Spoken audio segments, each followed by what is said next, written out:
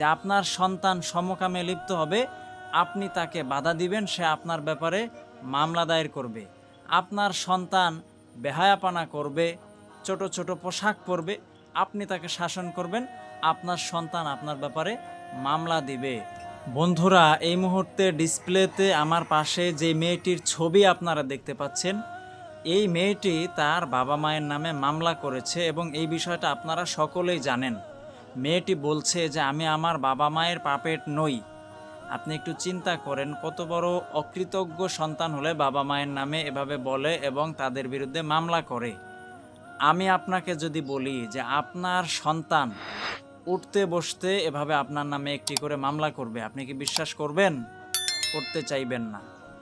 এই মেয়েটি তার বাবা মায়ের নামে মামলা করেছে। তার বাবা মা নাকি তার অধিকার নষ্ট করেছে, তার অধিকার খর্ব করেছে, তার স্বাধীনতায় হস্তক্ষেপ করেছে, এই জন্য সে মামলা করেছে।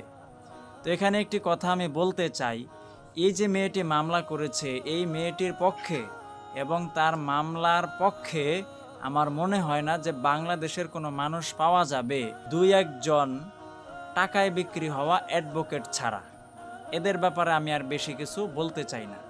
এই মেয়েটি যেমন তার বাবা মায়ের বিরুদ্ধে মামলা করেছে, ঠিক তদ্রূপ আপনার সন্তানও আপনার ব্যাপারে এভাবে মামলা করবে। সেটা কিভাবে? এবার আসুন সেই বিষয়টা জেনে নিই। বাংলাদেশে ইউনূস সরকার মানবাধিকার কমিশন জাতিসংঘের পক্ষ থেকে যে অফিস করতে যাচ্ছেন, এটা যদি বাংলাদেশে হয় তাহলে আপনার সন্তানও আপনার ব্যাপারে এভাবে উঠতে বসতে একটি করে মামলা দায়ের করবে। আপনি কি সেটা বিশ্বাস করেন? এই জাতিসংঘের কমিশনের এই অফিস যেই দেশে প্রতিষ্ঠা হয়েছে, সেই দেশে শান্তি হয় নাই, সেই দেশে শুধু অশান্তি আর অশান্তি হয়েছে। সুতরাং আপনাদের কাছে আমার আকুল আবেদন যে এখনও সময় আছে, এখনও সময় আছে, আপনারা আওয়াজ তুলুন।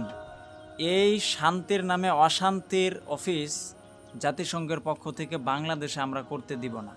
এটা যদি হয় তাহলে বাংলাদেশে এলজিবিটিকিউ, সমকামী, এই যে যত হাবিজাবি পশ্চিমা কালচার আছে, এগুলো এমনভাবে ছড়িয়ে পড়বে যে আপনার সন্তান সমকামে লিপ্ত হবে, আপনি তাকে বাধা দিবেন, সে আপনার ব্যাপারে মামলা দায়ের করবে। আপনার সন্তান বেহায়াপনা করবে, ছোট ছোট পোশাক পরবে, আপনি তাকে শাসন করবেন, আপনার সন্তান আপনার ব্যাপারে মামলা দিবে। সেই বীজটাই বপন করেছে ডক্টর ইউনূস এই বাংলাদেশে। তীব্র নিন্দা এবং প্রতিবাদ জানাচ্ছি। বন্ধুরা, এই ভিডিওটি যে যেখান থেকেই দেখছেন এবং দেখবেন, আমি আশা করব এই ভিডিওটি শেয়ার করে দিবেন এবং সর্বোচ্চ প্রতিবাদ জানাবেন।